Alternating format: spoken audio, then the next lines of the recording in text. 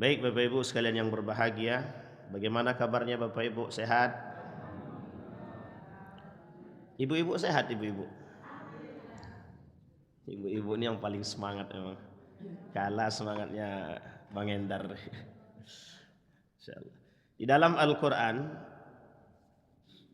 Allah berfirman, "Falamma nasu ma dzukkiru bihi fatahna 'alaihim abwaaba kulli syai'in hatta idza farihu bima utu akhadnahum baghtatan fa idza hum mublisun." Mublisun diambil dari kalimat ablasa yublisu, iblis. Iblis, ablasa yublisu. Ada kalimat yang serupa tapi tak boleh tertukar. Namanya albasa yulbisu. Libas, labisa yalbasu. Albasa yulbisu, memakaikan. Kalau istilah dalam nikah itu hudna libasul lakum wa antum libasul lahunna. Libas, pakaian, menutupi. Tapi berseberangan dengan kalimat yang satunya lagi, ablasa yublisu. Balas, balasa yablisu. Ablasa yublisu, menyelimuti. Sebenarnya beda-beda tipis saja. Ablasa itu kalau bahasa lainnya iblis. Iblis itu apa?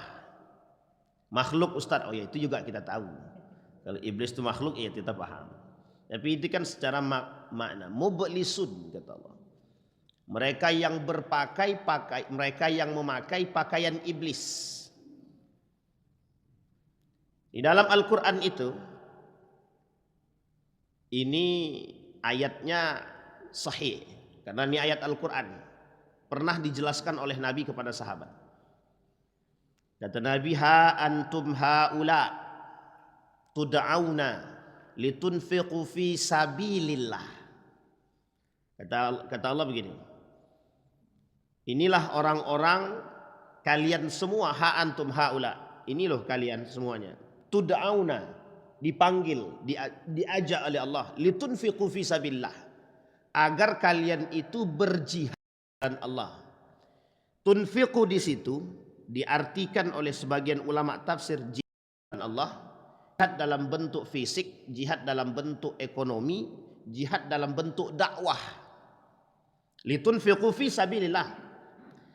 Tapi kalimat ini unik. Setelahnya itu yang membuat uniknya.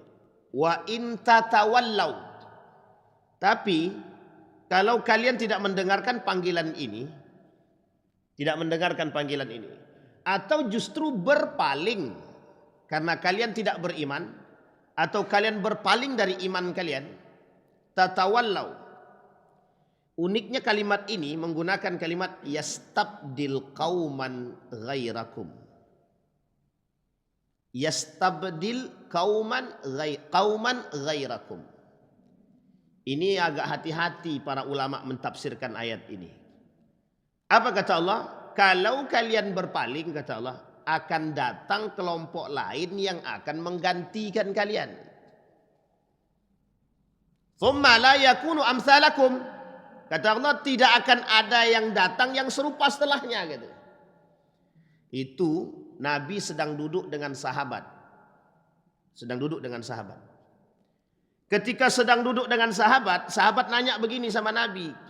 Kata sahabat itu, lah terus nanti yang menggantikan kami kalau ada yang berpaling siapa?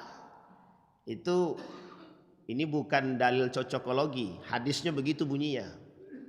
Nabi bilang begini, diangkat sama Nabi tangan, dilalah. Ketika itu duduk di samping Nabi seorang pemuda yang gagah. Duduk di samping Nabi. Kata Nabi, min qaumi hadza. Dari kaumnya dia nih, pemuda ini. Tahu Bapak Ibu siapa yang duduk samping Nabi ketika yang dipegang oleh Nabi pundaknya? Salman Al-Farisi. Farsi. Itu ayatnya jelas itu. Boleh dibuka dalam surat Muhammad 38.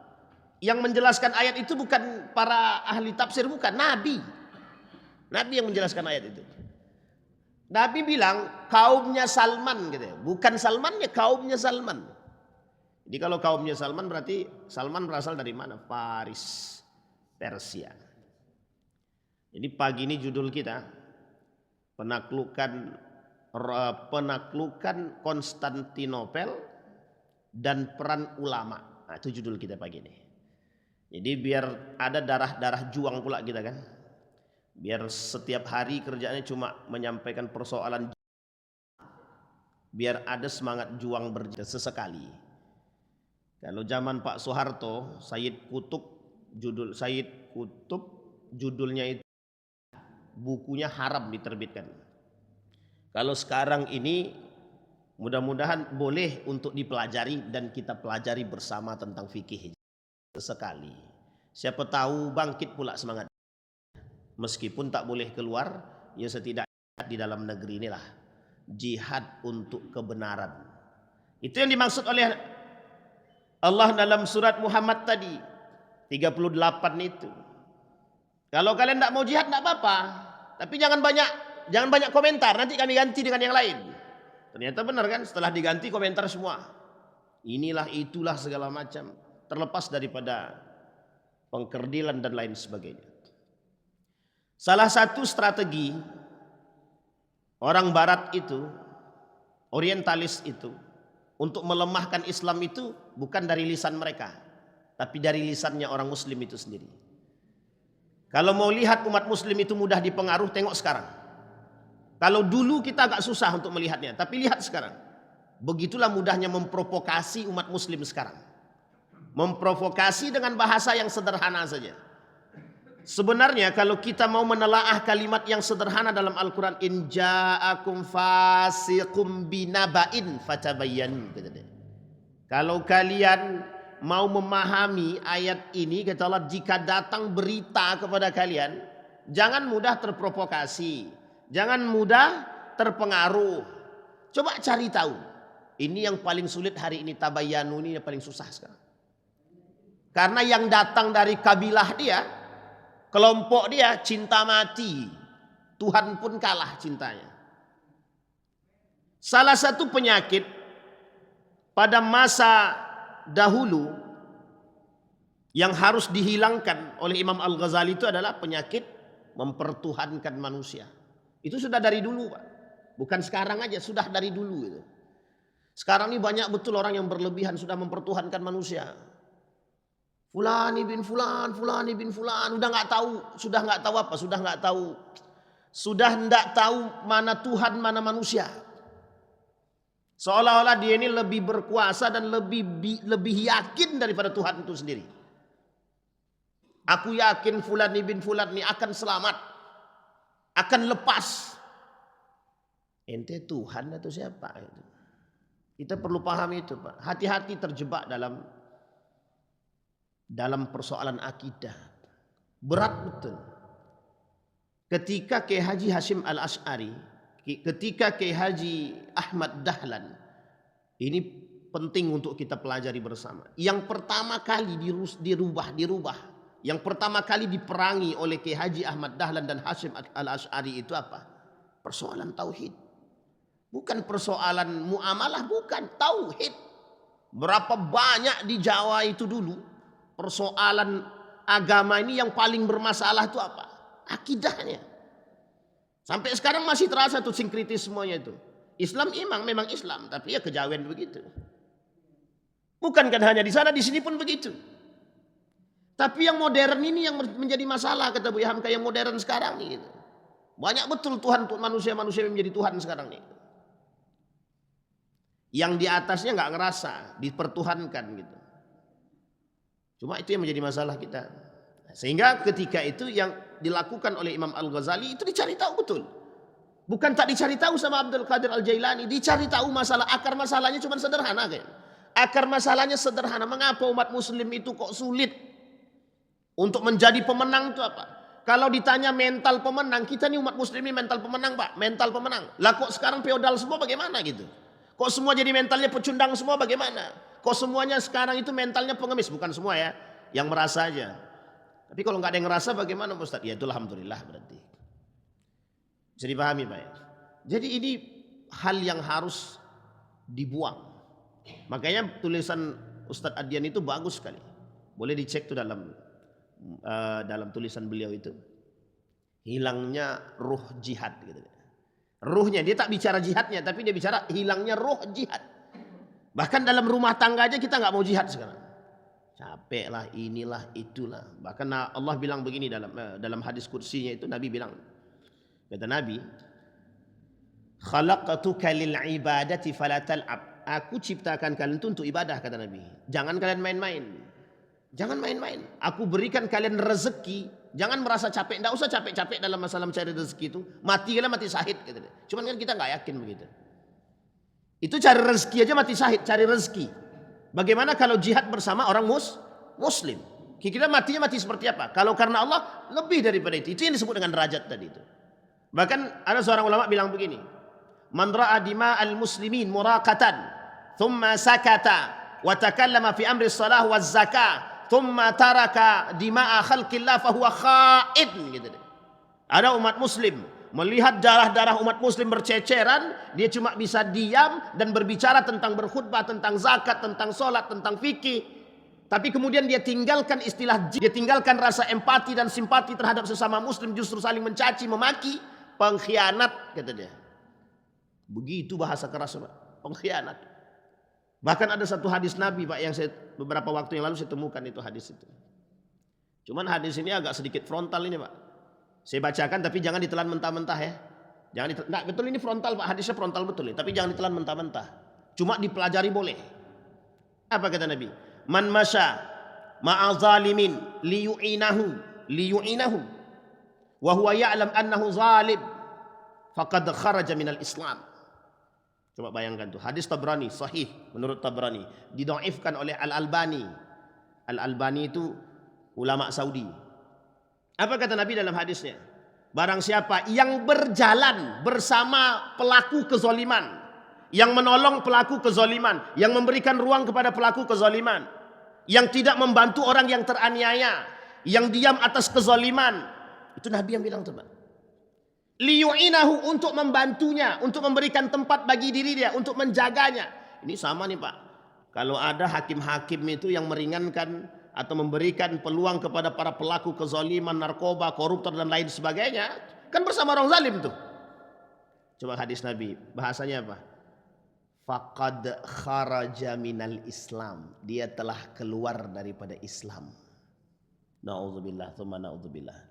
Ini kalau dibacakan kepada para aparat, oh ini ngeri juga nih, Pak. Serius, Pak. Ngeri betul. Makanya hadis ini frontal, saya bilang tadi, hadis ini frontal. Cuma kalau mau memahaminya dengan baik, benar, Pak. Benar. Makanya ketika saya sebenarnya tidak menyindir dinasti. Sebenarnya begini, kalau kita lihat pada masa dahulu memang pengkhianatan terhadap khalifah Turki Utsmani, terhadap Andalusia Umayyah itu banyak memang pengkhianatan itu, Pak. Ada namanya, saya agak sensitif juga kalau berbicara tentang Fatimiyah ini. Nanti dikiranya kok Ustadz ini dari dulu bicara tentang Fatimiyah dikiranya Syiah pula gitu kan. Tapi label Syiah itu sudah saya dapatkan, alhamdulillah. Sudah saya dapatkan. Ya Bang Ardi ya. Jadi kalau kita belanya kelompok sebelah dikatanya kita Syiah gitu. Kalau kita bela Iran dibilang Syiah. Itu labelnya sudah saya temukan, Pak, alhamdulillah. Dari 8.000 komentar yang dikatakan Bang Ardi itu, semuanya rata-rata mensyiahkan saya itu. Tapi kalau saya bela kelompok yang sebelah lagi, wah itu komentarnya sama juga, Pak. Lebih dari 1000-an yang bilang Salafi gitu ya. Wahabi ini Ustadz nih katanya. Ayo cocok lah itu. Yang jelas sekarang saya deklarasi lah, saya Muhammadiyah, itu yang jelas paling penting. Nah, itu yang paling penting saya kasih tahu dulu. Karena di mana-mana Bapak Ibu, beberapa waktu lalu saya ketemu. Saya dengar betul. Ada itu Ustadz nggak jelas tuh. Saya jalan nih, ada orang bilang begitu. Dan saya paham itu, Pak. Tapi saya nggak komentar. Saya lagi jalan nih, lagi mau cari makan itu, lagi jalan, masuk orang makan. Ada yang bilang begitu. Dia bilang, wah ini Ustadz abu-abu nih, gitu. Kalau abu-abu masih mending, Pak, ada warnanya kan. Kalau nggak ada warna sama sekali kan susah. Itu terserah lah, Pak. Mau gimana pun silahkan lah. Itu bahayanya media sosial begitu.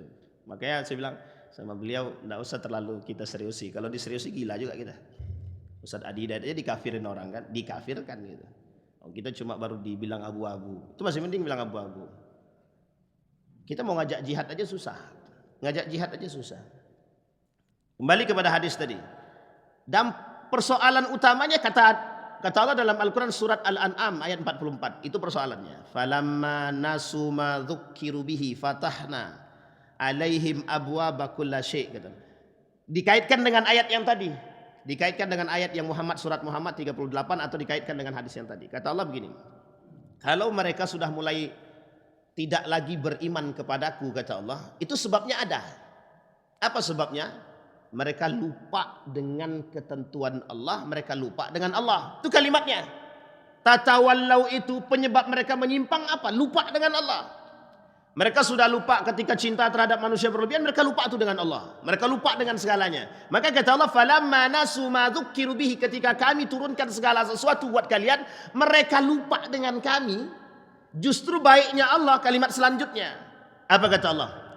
Kalimat selanjutnya itu, fatahna alaihim abwaaba kulli syai'. Kami bukakan untuk kalian semuanya. Ambil untuk kalian semuanya, kata Allah. Setiap segala sesuatu celah-celah duit itu kami kasih. Kami buka nih.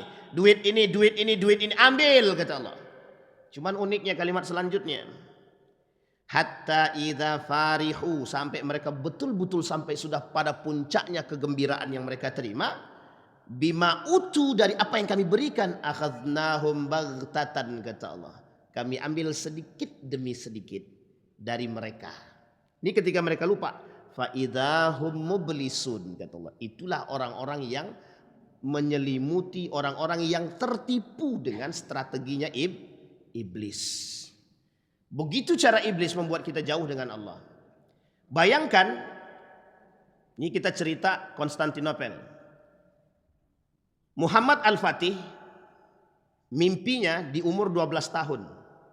12 tahun mimpinya apa? Bapak Ibu tahu mimpinya? Muhammad Al-Fatih di umur 12 tahun. Dia cuma bilang begini. Dalam mimpinya itu, mimpinya menaklukkan Konstantinopel. Itu mimpinya dia. Saya berharap ada anak-anak sekarang, anak-anak lahir itu yang umur 12 tahun atau 15 tahun itu, ketika ditanya apa cita-citamu? Cita-citaku adalah menaklukkan Amerika. Itu cocok, itu enak. Itu kalau ada mimpinya begitu. Jadi ketika Muhammad Al-Fatih ini ditanya cita-citamu apa di umur 12 tahun? Jawabannya apa? Menaklukkan Konstantinopel.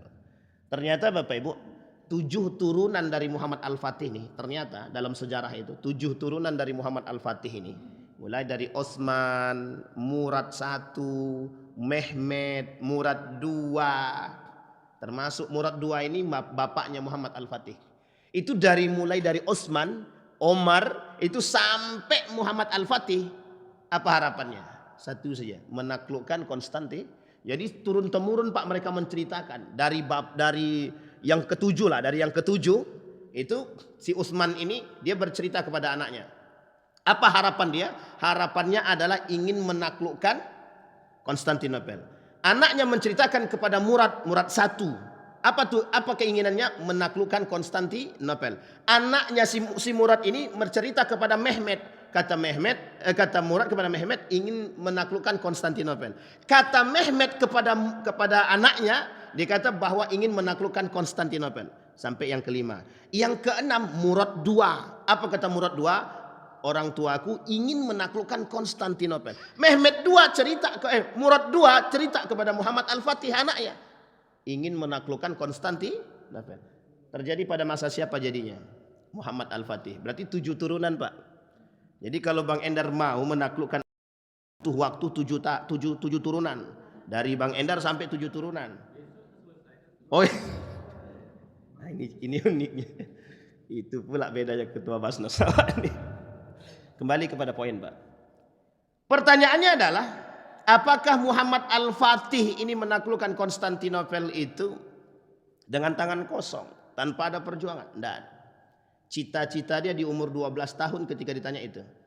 Bapak Ibu tahu Muhammad Al-Fatih ini dalam sejarah itu menjadi khalifah termuda ketika diangkat menjadi sultan. Itu umurnya 12 tahun. Dilengserkan. Naik lagi di umur 19 tahun. Di umur 21 tahun berarti 22 tahun lamanya, dari 19 tahun menjadi 21 tahun dia berhasil menaklukkan Konstantinopel. Jadi umurnya menaklukkan Konstantinopel itu 21 tahun. 2 tahun setelah dia naik menjadi sultan yang kedua kali. Yang kedua kali. Pertanyaannya mudah. Apa pertanyaannya? Apakah Muhammad Al-Fatih menaklukkan Konstantinopel itu dengan tangan kosong tanpa ada perjuangan? Tidak. Bahkan sudah dibuat, sudah disiapkan dari dahulu. Cita-cita dari awal keluarganya cuma satu, menaklukkan Konstantinopel. Ustaz, Konstantinopel itu mana? Romawi. Romawi itu mana lagi? Nah, sekarang kalau kita lihat dalam peta itu, Romawi itu di sekitar ibu kotanya dulu. Romawi itu ibu kotanya adalah Konstantinopel. Konstantinopel itu mana? Itulah Istanbul Turki sekarang. Nah, itu Istanbul Turki sekarang. Nah, dari Istanbul Turki yang sisi Eropa ini, itulah yang disebut dengan Romawi. Dalam bahasa Arabnya disebut dengan Rum. Nah, hadis tentang Rum ini banyak. Ada yang dhaif, ada yang palsu, ada yang hasan, ada yang sahih. Ada yang sahih. Di dalam sejarah ada satu hadis Nabi yang sahih. Apa kata Nabi? Umranu Baitil Maqdis wa khurabu Yathrib. Wa khurabu Yathrib khurujul malhama. Khurujul malhama. Wa khurujul malhama fathul Qastantiniyah. Wa fathul Qastantiniyah wa khurujud Dajjal. Thumma daraba ala fakhdhil ladhi haddasa ala mankibaihi. Inna hadzal haqqa ma annaka huwal haqq, kata Nabi. Apa kata Nabi? Kemerdekaan Palestina. Setelah Palestina merdeka akan hancur Yathrib. Yathrib itu Madinah. Setelah Madinah hancur muncul perperangan besar.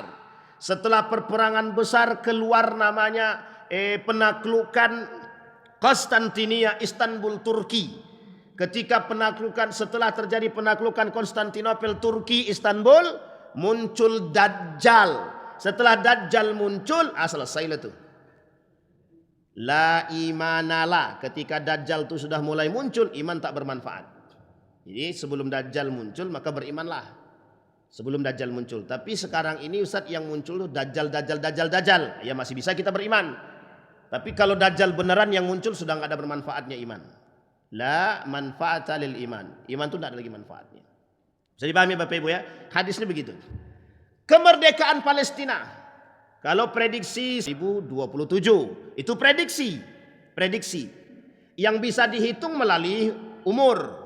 Yang bisa dihitung dari perkataan Allah dalam Al-Quran. Menurut beliau.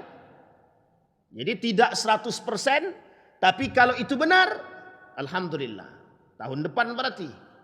Kan begitu.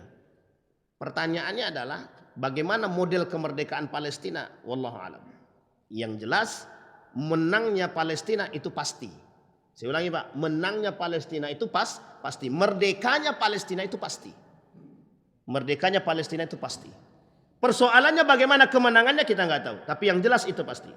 Di dalam hadis Nabi ada berapa kali penaklukan Konstantinopel? Ada 2 kali.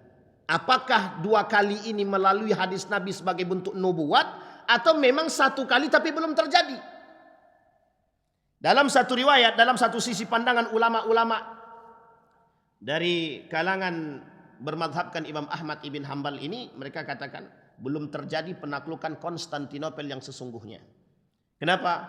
Karena penaklukan Konstantinopel yang sesungguhnya itu tanpa ada pertumpahan darah. Cukup dengan takbir penaklukannya. Itu belum terjadi. Tapi dalam riwayat yang lain, pandangan para ulama yang lain misalkan. Nabhan. Beliau mengatakan penaklukan Konstantinopel itu, kalau menurut Abu Syamsuddin, guru daripada Muhammad Al-Fatih itu, bahwa beliau ini, Muhammad Al-Fatih di umur yang belia ini, beliau katakan akan datang, kata Nabi, satu masa seorang pemuda pemimpin yang akan menaklukkan Konstantinia. Akan datang satu pemuda yang akan menaklukkan Konstantinopel. Menurut Abu Syamsuddin tadi, ulama yang hidup pada masa Muhammad Al-Fatih yang menjadi guru kemenangan maknawi atas penaklukan Konstantinopel itu Abu Syamsuddin namanya. Itu peran ulama. Makanya ada tulisan mengatakan begini, penaklukan Konstantinopel dan peran ulama pada masa itu. Jadi ini poin penting. Kalau kita kaitkan dengan Muhammad Salahuddin Al-Ayyubi, nampak kata Imam Al-Ghazali, runtuhnya Islam ketika itu sebabnya dua.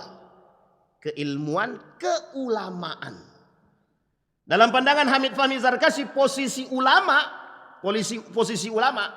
itu posisi yang sangat strategis.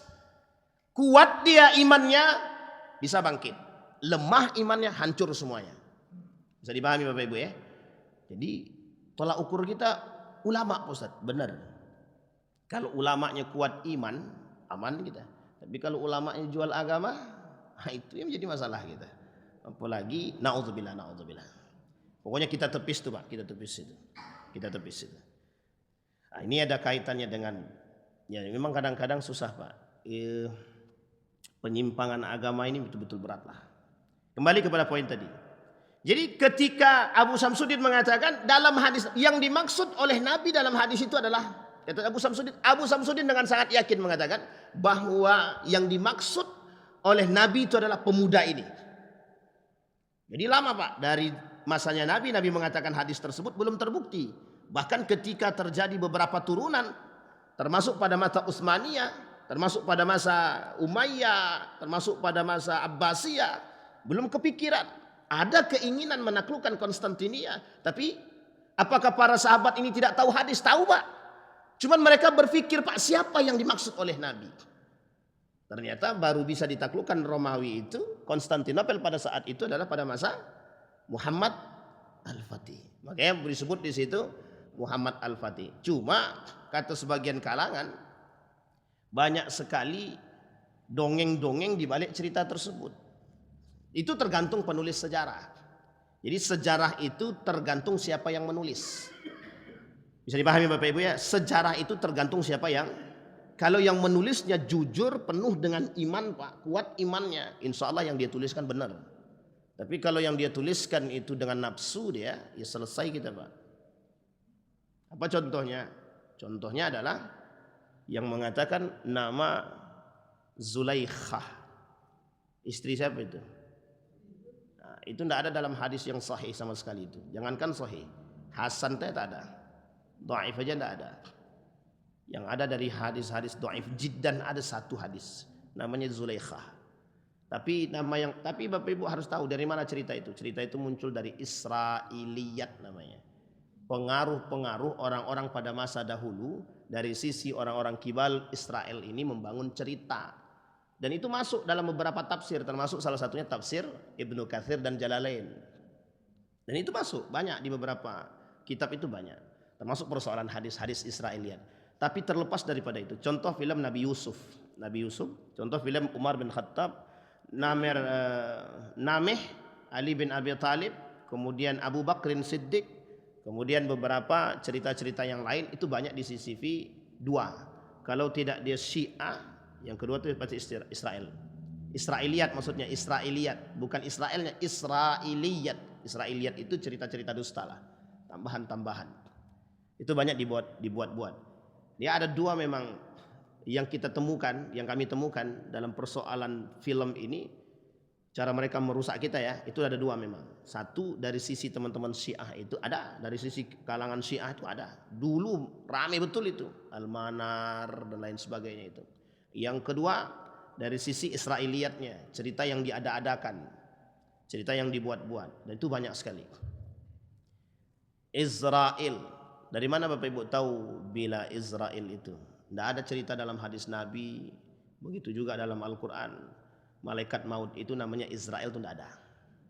Gak ada. Namanya malakul maut. Kalimatnya malakun. Malakun itu jamak daripada malaikat tadi. Malak, jamak dari malaikat 1, 2, 3. Nah di antara malaikat-malaikat maut ini ada kepalanya, ketuanya. Nah, bukan Israel, tidak ada nama Israel itu, tidak ada. Jadi nama Israel itu dibuat oleh Israiliyat tadi, cerita-cerita Israiliyat saja. Bagaimana dengan lagu Bila Israel itu Ustaz? Bila Israel datang itu. Yang penting namanya, nggak ada. Boleh dicek dalam hadis yang sahih, hadis yang hasan itu tidak ada. Jadi banyak kalau cerita, kalau untuk merusak kita ini banyak cerita-cerita banyak. Saya temukan itu di beberapa tahun belakangan ini, sekitar 2-3 tahun lah. Kan kebetulan anak saya sekolah juga di sekolah-sekolah Islam hari ini kan. Cuma memang ya itu tadi, ya kita mau menyalahkan secara frontal tidak bisa juga. Kita harus menggunakan pendekatan. Dan ternyata mohon maaf ya, ternyata pengaruh orang-orang yang berada di sekeliling pembuat buku itu besar. Contohnya dulu ada buku tentang soal ujian tentang agama Islam. Dalam soal tersebut dia berbicara tentang persoalan siapa? Persoalan Al-Hasan wal Husain. Tahu kan maksudnya kemana kalau begini kan? Secara ini sudah bisa paham nih kemana arahnya. Mesti Syiah. Itu mesti segitu. Kedua, buku paket. Itu pernah buku paket itu bergambar babi. Di nama siapa? Umar bin Khattab. Itu pernah lewat buku itu. Akhirnya cepat diklarifikasi dan dirubah. Begitulah caranya. Dan banyak lagi cerita-cerita Israiliyat yang lain tuh banyak. Termasuk persoalan-persoalan yang tadi kita sampaikan. Dan memang Bapak Ibu banyak cerita-cerita yang terbangun berdasarkan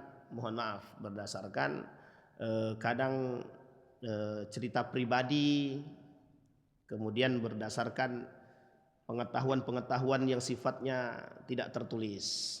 Ya tidak bisa kita salahkan juga kalau memang ternyata tergantung siapa yang berbicara. Makanya kejujuran itu penting. Termasuk persoalan sejarah tadi. Baik, kita kembalikan Konstantinia tadi Pak. Nah sekarang pertanyaannya adalah bagaimana caranya membangun seorang pemuda seperti Muhammad Al-Fatih? Kita kan berharap betul bisa lahir seorang pemuda seperti Muhammad Al-Fatih yang mimpinya saja, cita-citanya saja ingin menaklukkan Konstantinopel. Dan ini yang harus kita pikirkan. Bagaimana tentang kemunculan seorang pemuda yang bernama Muhammad Al-Fatih. Sekarang kita lihat, apakah garis keturunan dari Murad II tadi, apa yang dilakukan oleh Murad II ini untuk melahirkan generasi yang cinta jihad, cinta perang. Oh, Ustaz, dia dari keturunan khalifah, sultan. Tidak semua, Pak.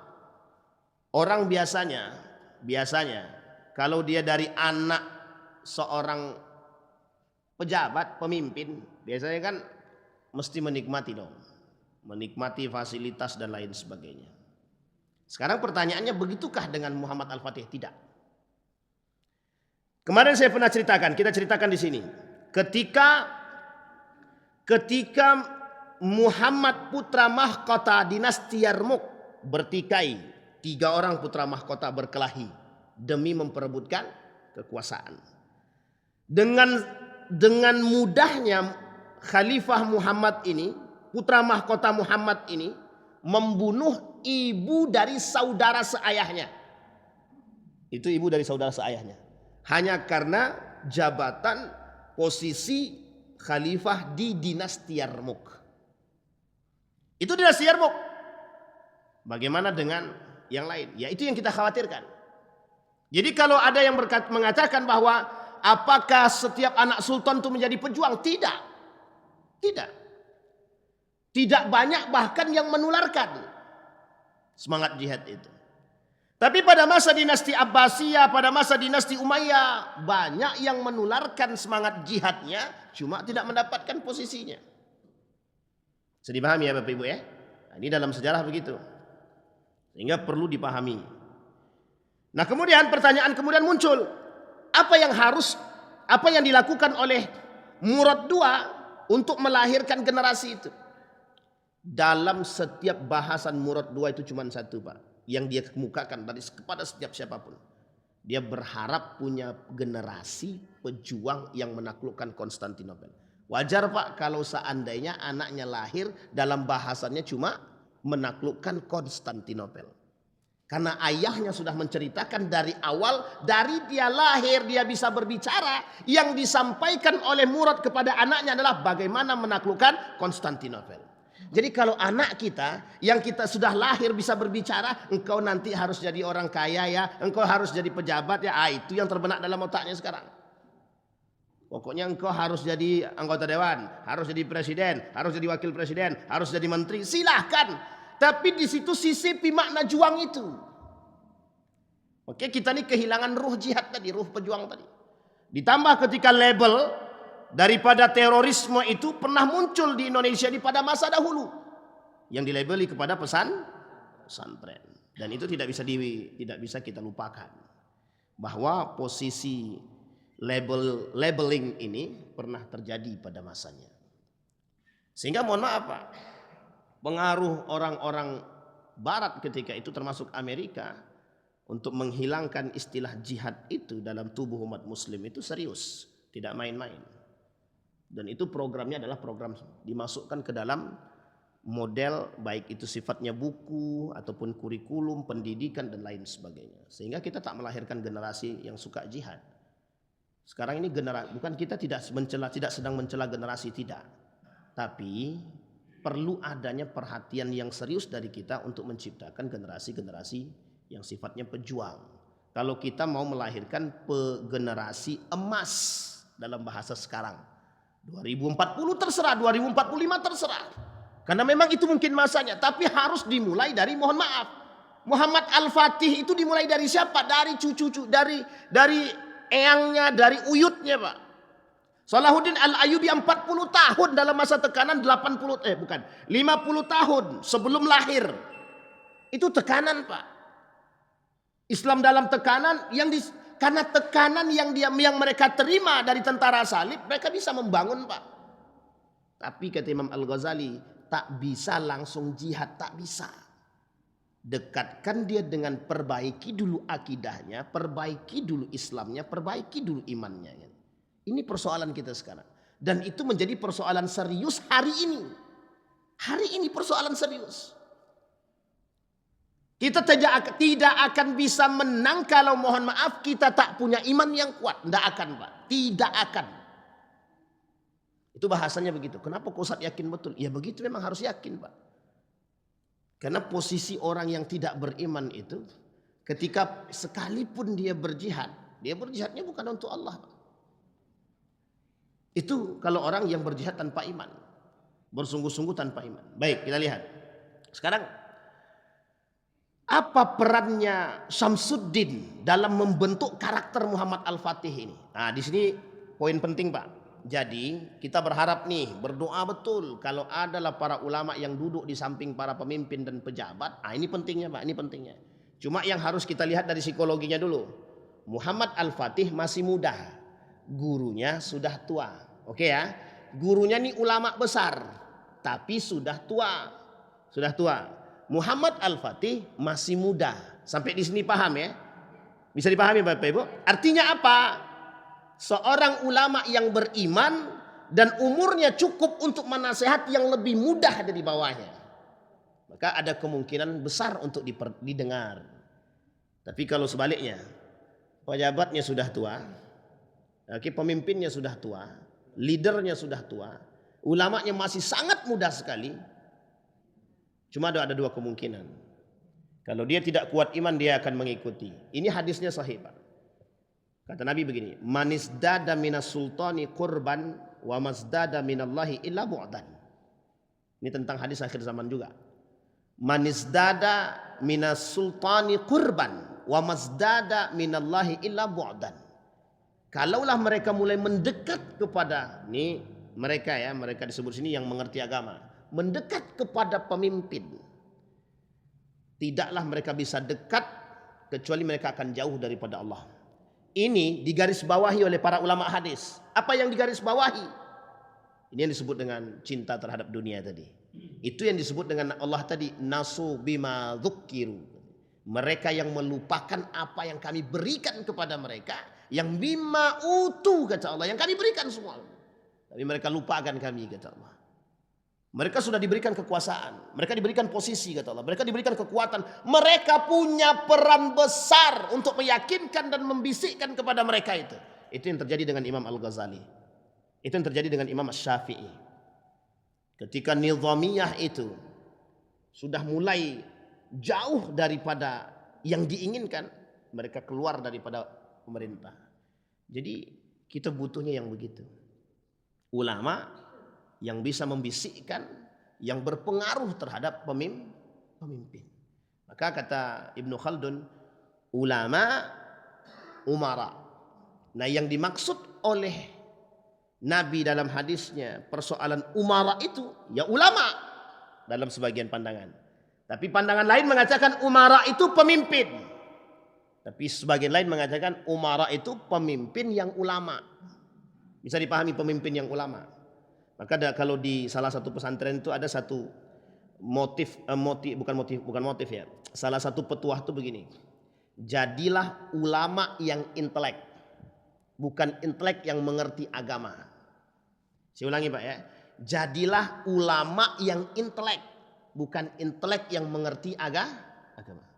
Tahu Bapak Ibu maksudnya apa? Kalau dia ulama yang intelek itu penting Pak. Cerdas, ulama yang cerdas. Diulamakan dulu Pak. Ulama dulu baru dia harus cerdas yang lain. Itu yang terjadi dengan sekarang. Yang terjadi dengan dahulu.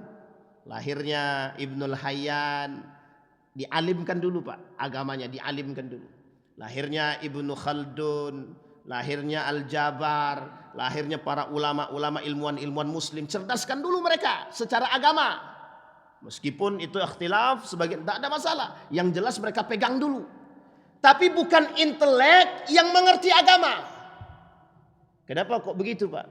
Ini dalam petuah tersebut ya, dalam petuah tersebut. Mengapa? Karena kalau orang yang intelek mengerti agama, mereka perjualbelikan agama. Nah, ini sekarang sedang ada kasus itu terus videonya yang diulang-ulang, yang di-share-share kemana-mana, sampai banyak yang share ke saya tentang video tersebut. Thomas Alva Edison itu masuk surga Ustadz gitu. Ya itu bagus juga ya. Ya kalau seandainya dia baik akhlaknya, karakternya, dan dia tak pernah mendengarkan Islam sama sekali, itu kembalikan kepada Allah urusannya. Tapi di dalam ajaran agama Islam, orang yang sudah pernah mendengarkan Islam dan mereka tidak masuk ke dalam Islam dan dia mati dalam keadaan kafir, di tengah Islam pernah terdengar, ya tetap matinya masuk neraka. Sebaik apapun orang kafir mati masuk neraka. Sebaik apapun mati dia dalam keadaan kafir, mati masuk neraka. Itu namanya kafir. Seburuk-buruknya muslim. Nah, ini mesti selalu akan dipelihara. Yang kalimat kayak gini banyak yang tak suka memang. Tapi tidak ada masalah, tak suka tak ada masalah. Seburuk-buruknya muslim. Kalau dia tak mati dalam keadaan kafir, dia mati masuk surga. Ya meskipun dia di neraka dulu. Tapi kan kita nggak tahu Pak. Makanya mohon maaf, ketidaktahuan kita tentang posisi diterima atau ditolaknya ibadah kita nih, disitulah kita itu berjuang Pak, berjuang beribadah. Coba Bapak Ibu sedang duduk, tiba-tiba terbayang ditampakkan oleh Allah, ibadahmu sekian, setiap hari ditampakkan. Oh kira-kira kamu pasti masuk surga. Kira-kira tetap ibadah atau bermaksiat kita? Begitu dia. Ya ibu-ibu ya. Ibu-ibu mau masuk surga kan? Baik. Nah, sekarang apa yang harus dilakukan oleh seorang Syamsuddin untuk meyakinkan bahwa Muhammad Al-Fatih ini adalah memang yang akan menaklukkan Konstantinopel. Bapak Ibu dalam sejarah, dalam catatan sejarah itu sempat ada keraguan di kalangan para ulama bahwa yang dimaksud oleh Nabi itu bukan beliau. Tapi dengan sangat yakin Muhammad Al-Fatih, dengan cita-cita yang dia harapkan, apa yang dia katakan kepada para menteri-menterinya? Pokoknya kita harus menaklukkan Konstantinia. Jadi ketika di umur 12 itu duduk menjadi sultan itu ditanya Pak, umur 12 tahun jadi sultan, ditanya. Dijawab sama dia, menaklukkan Konstantinia. Jawaban itu yang serupa ketika dia sudah dilengsarkan dan naik di umur 19 tahun, apa dia katakan? Sama Pak. Tujuan utamaku cuma satu katanya. Menaklukkan Konstantinia. Jadi ketika dia duduk di umur 19 tahun itu ditanya, program utama dari dia menjadi seorang khalifah itu cuma satu katanya. Menaklukkan Konstantinia. Dibangunlah strategi oleh beliau. Salah satu strategi yang dibangun ketika itu oleh Abu Syamsuddin ini, Syekh Syamsuddin ini bersama Muhammad Al-Fatih, Mohon maaf Pak ya, pengaruh besarnya begini. Apa kata Syekh Syamsuddin kepada Muhammad Al-Fatih? Berikan pemahaman keagamaan, serukan masalah dan semangat berjuang kepada masyarakat kita, kepada para panglima-panglima itu. Apa bahasannya Pak? Mati masuk surga, mati syahid dalam berjuang masuk surga. Makanya resolusi Haji Hasyim Al-Asy'ari itu perlu dikaji ulang dan perlu diangkat kembali mungkin untuk saat ini. Bisa dipahami Bapak Ibu ya? Dan ternyata Bapak Ibu, selama Muhammad Al-Fatih, mulai dari dia lahir, di masa orang tuanya, Murad II tadi, sudah dididik langsung oleh seorang ulama yang bernama Samsuddin tadi. Bapak Ibu pernah dengar cerita Maryam? Maryam pernah cerita kisah Maryam? Siapa pendidiknya? Siapa? Zakaria. Zakaria itu siapa? Siapa Zakaria itu? Nabi. Yang mendidik Maryam itu Nabi. Maryam melahirkan generasi Nabi. Apakah Maryam Nabi? Tidak. Pertanyaannya, Maryam baik nggak akhlaknya? Orang pendidiknya Nabi. Paham maksudnya Bapak Ibu? Ini dalam dunia pendidikan. Coba tinjau dari sisi pendidikan. Sama seperti Samsuddin tadi. Ayahnya mengatakan Murad II ini, kalau dididik oleh orang yang tidak memiliki iman, hancur.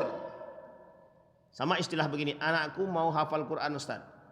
Di mana sekolahnya Pak? Ya di sekolah yang tidak hafal Quran. Kira-kira jadi nggak tuh penghafal Quran? Itu bahasanya begitu Pak. Sama. Kalaulah nilai juang itu tidak diterapkan oleh seorang pejuang, tidak akan jadi Pak. Tidak akan jadi. Kalaulah yang mendidik itu bermentalkan feodal, bermentalkan pecundang, maka hasilnya pecundang Pak. Hasilnya pecundang. Ustaz kok begitu kali? Memang Pak, memang itu. Karena kalau kita dididik dengan mentalnya feodal, kita akan jadi feodal. Kecuali kita setelah dididik keluar daripada pendidikan itu dan kemudian kita cari pendidikan yang lain, menyesuaikan dengan lingkungan tersebut. Makanya sekarang ini Pak, kita ini diberikan, dididik dengan mental-mental begitu. Ya, kita tidak sedang berangan-angan ya, tapi kita berharap ada nilai perjuangan itu yang kembali ditegakkan. Nilai perjuangan itu yang kembali ditanamkan. Bisa dipahami Bapak Ibu ya? Baik. Berapa lama? Apakah ilmu yang dipelajari oleh Al-Fatih bersama Samsuddin? Yang pertama, ini yang pertama Pak, ilmunya. Ini perlu dipahami. Samsuddin mengajarkan kepada Al-Fatih ilmu yang pertama, Al-Quran. Ilmu Al-Quran. Itu yang pertama. Bukan materi, bukan fisika, bukan bahasa Inggris.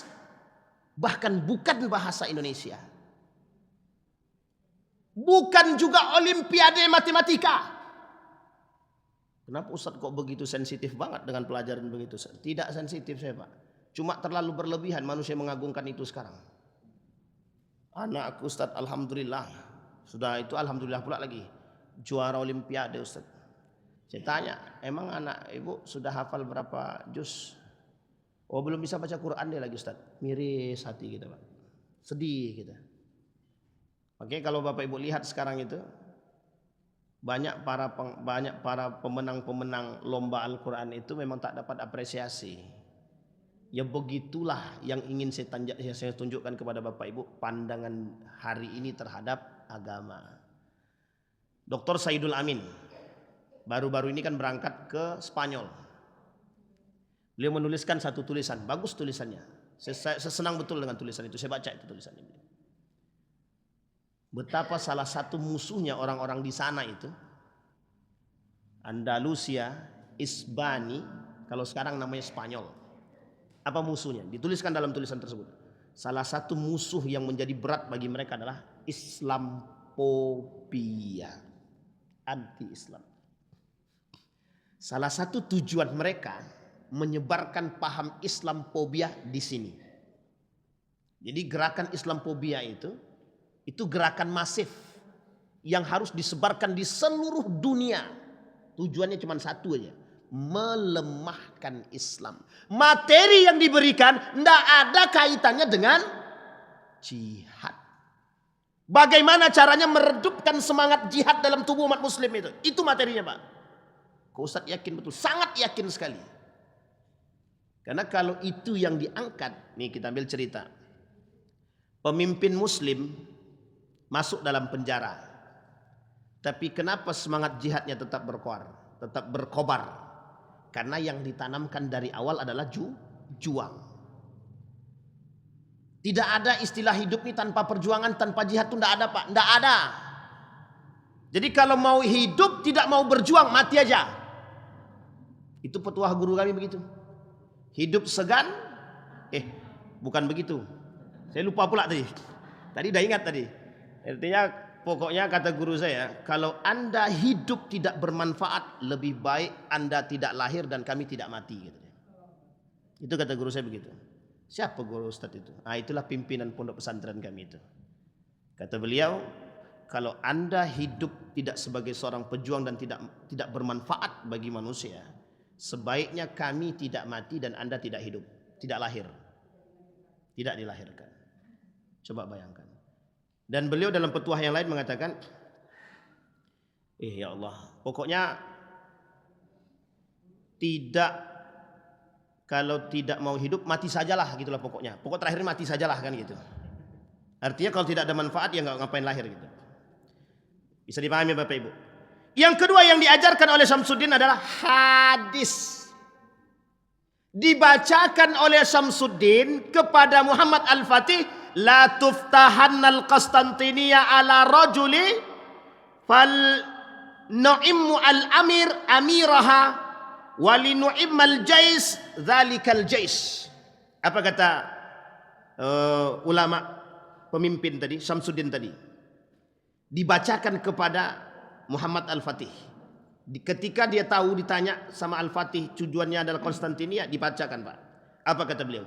La tuftahannal Qastantiniyah. Sungguh sangat akan datang masanya penaklukan Konstantinia ala yadi rajulin, di tangan seorang pemuda. Sungguh sangat pemimpin yang adil, pemimpin yang baik, dan pemimpin yang sangat memimpin. Artinya punya karakter leader yang kuat. Semenjak saat itu Muhammad Al-Fatih di umur yang sangat belia menunjukkan kegagahannya dan keseriusannya. Makanya kenapa Syamsuddin itu sangat yakin melalui sholatnya, melalui hatinya, nuraninya, mimpinya, bahwa Muhammad Al-Fatih ini akan menjadi. Tapi dia tak katakan engkau bakal menaklukkan, tidak. Tapi dia cuma mengatakan dalam diri dia yang dimaksud oleh Nabi bisa jadi ini. 7 turunan, Pak. 7 turunan baru menghasilkan. Mulai dari Utsman sampai Muhammad Al-Fatih.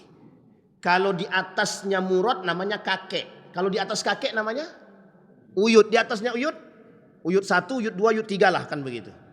Artinya 7 turunan, Pak. 7 turunan untuk menghasilkan generasi pejuang. Yang mereka dari 7 turunan cuma membisikkan kepada anaknya harus menaklukkan Konstantinia.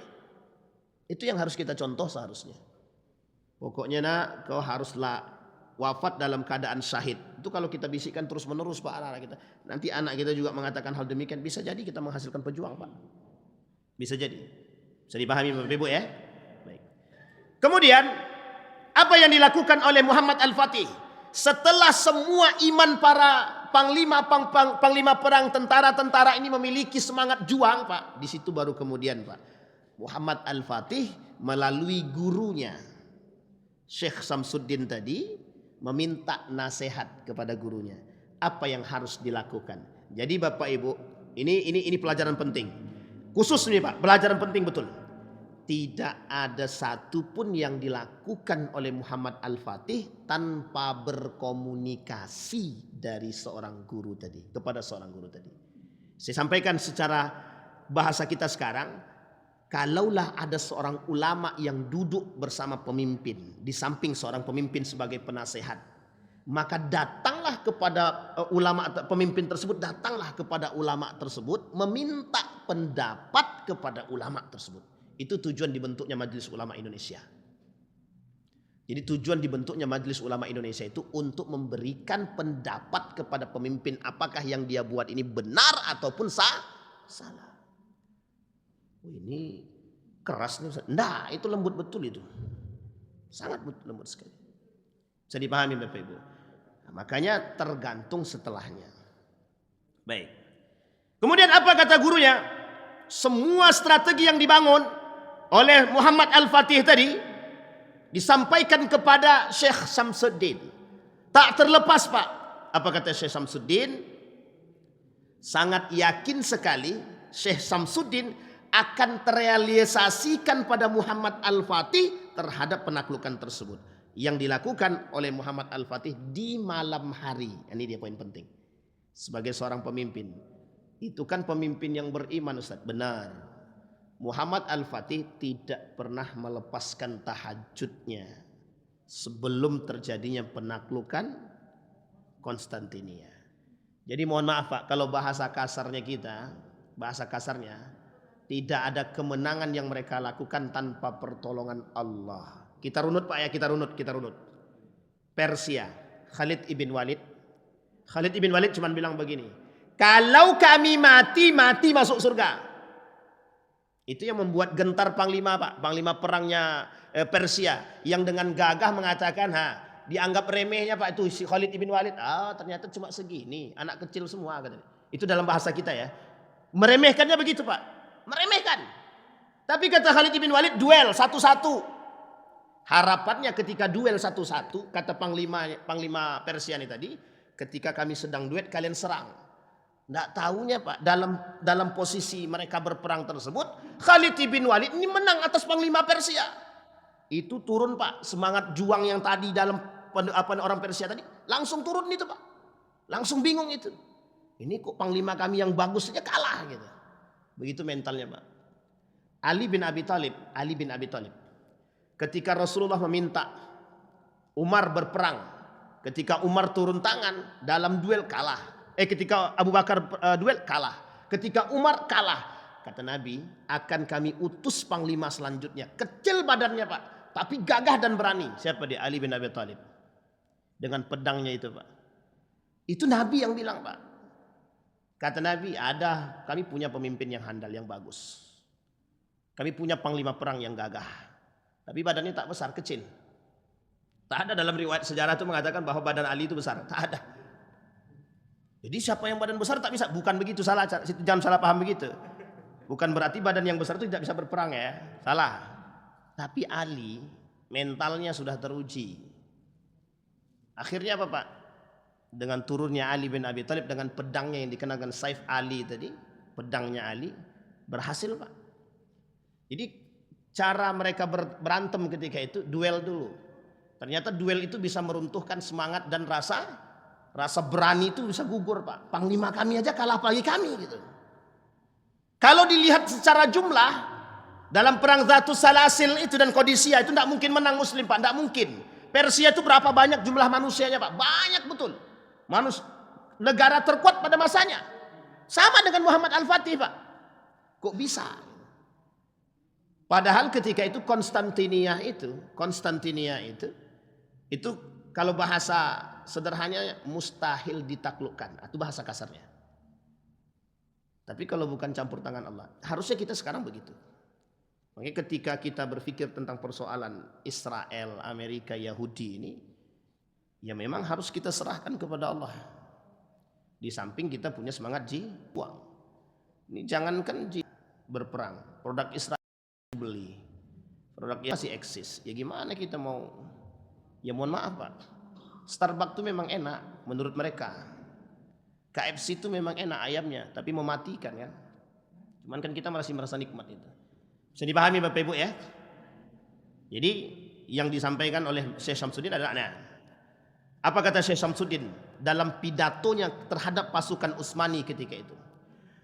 Wahai tentara Islam, ketahuilah dan ingatlah bahwa Nabi SAW bersabda, Konstantinia akan bisa ditaklukkan di tangan seorang laki-laki. Maka orang yang memerintahkan di sana adalah sebaik-baik penguasa dan sebaik-baik tentara. kita mohon kepada Allah yang maha suci dan maha tinggi, semoga dia memberikan kita taufik. Itu pidato daripada Syekh Samsuddin sebelum mereka bergerak berperang. Berapa hari Ustadz penaklukannya? 2 hari. 2 hari itu, ini kita ambil ya. Ketika Persia kemarin cuma 3 hari oleh Khalid ibn Walid. Dalam bayangan mereka 1 bulan. Dalam bayangan tentara Persia itu tidak mungkin mereka kalahkan, paling sehari selesai. 3 hari Pak. Tapi ingat, perperangannya berkelanjutan. Tidak hanya sekali. Pertama Zatu Salasil, yang kedua Qadisiyah. Semua di bawah kekuasaan Persia ditaklukkan. Meskipun ketika itu di masa akhir kepemimpinannya Abu Bakrin Siddiq, dan kemudian berganti kepemimpinan kepada Umar bin Al-Khattab. Nah, ini ada juga sedikit dramanya di situ. Bukan drama ya, ada bahasa lain, ketakutan Umar terhadap pengkultusan Khalid bin Walid di masa itu. Jadi Umar takut adanya pengkultusan terhadap Khalid bin Walid. Di tengah perperangan itu Umar mengutus beberapa utusan untuk mengganti Khalid bin Walid. Nah, itu ada cerita lain Pak. Insyaallah kalau kita nanti diketemukan lagi kita bahas itu. Orang yang diutus oleh Umar untuk menggantikan Khalid bin Walid. Takut khawatir pengkultusan. Karena bahasanya sudah muncul dan didengar oleh Umar bin Khattab. Apa bahasanya? Kalau Khalid ikut berperang pasti menang. Nah, itu bahasanya tidak mau. Yang khawatir dan sangat ditakuti. Tengok kalimatnya Pak. Kenapa Umar takut pengkultusan terhadap Khalid? Yang rusak apa di situ? Akidah. Bisa dipahami Bapak Ibu ya? Mudah-mudahan Bapak Ibu dari cerita ini, raksasanya Konstantinopel saja bisa ditaklukkan. Masa Amerika, Yahudi dengan jumlah kita yang sekian banyak ini nggak bisa kita taklukkan. Setidaknya Bapak Ibu, Anda berada di sebelah mana? Itu yang paling penting bagi kita. Keberpihakan seorang muslim terhadap seorang mukmin, antara yang hak dan yang batil, atau di antara 2 kebatilan, itu kita harus cerdas. Sebagai penutup, saya ambil satu kalimat dari Umar bin Al-Khattab. Laisal akil man ya'riful khaira bainas syarr. Tidaklah orang cerdas itu yang mengerti antara yang baik dan yang buruk. Tapi orang yang cerdas itu, kata Umar bin Khattab, yang tahu kebaikan di antara 2 keburukan. Ada keburukan, ada keburukan. Di mana di antara 2 keburukan ini yang yang paling nampak kebaikannya di antara 2 keburukan tersebut. Kalau bahasa kaidahnya akhafud dararain. Di antara 2 bahaya ini, mana yang paling sedikit bahayanya bagi kita, itulah yang harus kita perjuangkan. Mudah-mudahan ada manfaat bagi kita semua. Berdoa kepada Allah. A'udzubillahi minasyaitonir rajim. Bismillahirrahmanirrahim. Hamdas syakirin, hamdan naimin. حمدا يوافي نعمه ويكافئ مزيده يا ربنا لك الحمد كما ينبغي لجلال وجهك الكريم وعظيم سلطانك اللهم فقهنا في الدين وعلمنا التأويل اللهم انصر من نصر الدين واخذل من خذل المسلمين اللهم ارزقنا إماما عادلا اللهم ارزقنا إماما عادلا اللهم ألف بين قلوب المسلمين والمؤمنين اللهم ألف بين قلوب المسلمين والمؤمنين يا أرحم الراحمين اللهم انفعنا بما علمتنا وارزقنا علوما تنفعنا في الدين والدنيا والآخرة اللهم إنا نسألك خير هذا المكان وخير ما فيه وخير أهله ونعوذ بك من شر هذا المكان وشر ما فيه وشر أهله ربنا آتنا في الدنيا حسنة وفي الآخرة حسنة وقنا عذاب النار والحمد لله رب العالمين السلام عليكم ورحمة الله وبركاته